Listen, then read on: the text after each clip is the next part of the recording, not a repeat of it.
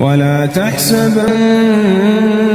الله غافلا عما يعمل الظالمون إنما يؤخرهم ليوم تشخص فيه الأبصار مهطعين مقنعي رؤوسهم لا يرتد إليهم طرفهم وأفئدتهم هواء وأنذر الناس يوم يأتيهم العذاب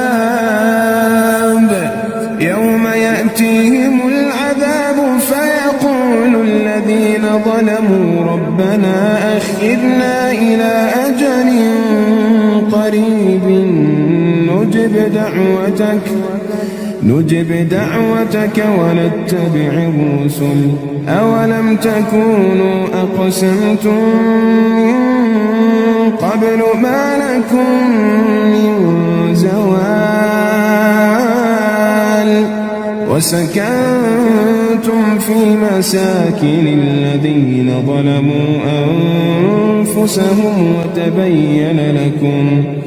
وتبين لكم كيف فعلنا بهم وضربنا لكم الأمثال وقد مكروا مكرهم وعند الله مكرهم وإن كان مكرهم لتزول منه الجبال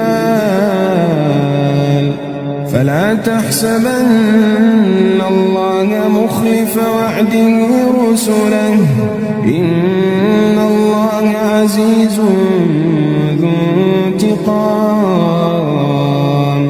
يوم تبدل الأرض غير الأرض والسماوات وبرزوا لله الواحد القهار وترى المجرمين يومئذ مقرنين في الأصفاد سرابيلهم من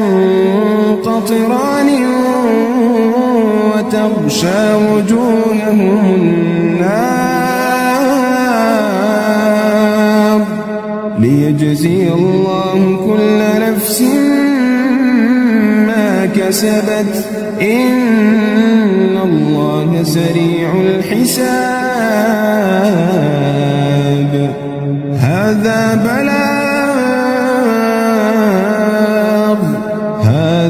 بلاغ للناس ولينذروا به وليعلموا أنما هو إله واحد وليذكر